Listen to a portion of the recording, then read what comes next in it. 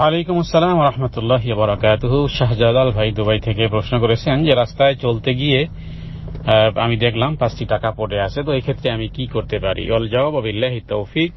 জি, রাস্তায় কুড়ানো জিনিসের ব্যাপারে শরীয়তের মাসালা হলো যে কুড়ানো জিনিস যদি নষ্ট হয়ে যায় তাহলে সেটি বিক্রি করে টাকাকে সংগ্রহ করতে হবে। আর যদি এমন কোনো জিনিস পাওয়া যায় যা সংরক্ষিত থাকবে, নষ্ট হবে না, তাহলে সেই ক্ষেত্রে কুড়িয়ে নিবেন, তবে 3 জনকে সাক্ষী রাখবেন এবং এলান করার ব্যবস্থাপত্র থাকলে এলান করে দিবেন যে কারো টাকা হারিয়ে গেছে কিনা।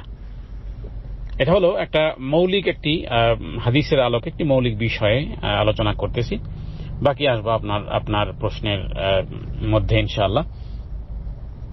তো কখনো কোনো জিনিস কুড়ানো পেয়ে গেলে সেই ক্ষেত্রে কমপক্ষে 3 জনকে সাক্ষী রাখবে যে আমি একটা জিনিস পেয়েছি এবং এলান করার চেষ্টা করবে এবং দীর্ঘদিন অপেক্ষা করবে।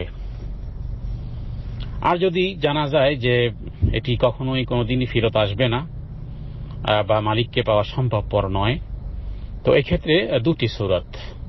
হযরতে ইবনে তিরমিজির মধ্যে একটি হাদিস এসেছে, হযরত আলী রাদিয়াল্লাহু তাআলা আনহু একটি দিনার পেয়েছিলেন, নবীজির কাছে বললেন, জিজ্ঞেস করলেন, তখন তিনি বললেন যে তুমি এটা ভক্ষণ করতে পারো, তবে এর মালিক কখনো আসলে তখন তাকে দিয়ে দিতে হবে। হযরত আলী রাদিয়াল্লাহু তাআলা আনহু তিনি সেটি গ্রহণ করেছিলেন। পরবর্তীতে এক মহিলা কাঁদতে কাঁদতে আসলে নবীজি বললেন, আলী তাকে দিয়ে দাও, তার মানে তার মালিক পাওয়া গেছে।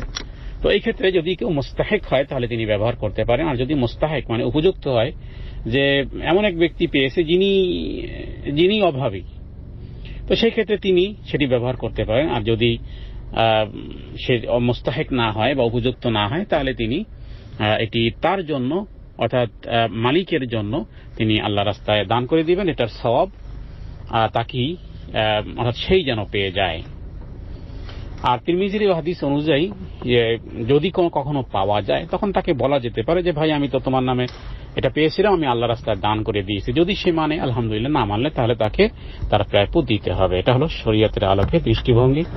আশা করি এর মধ্য থেকে আপনি উত্তর পেয়ে যাবেন। জাযাকাল্লাহ, বারাকাল্লাহু ফিক। আসসালামু আলাইকুম।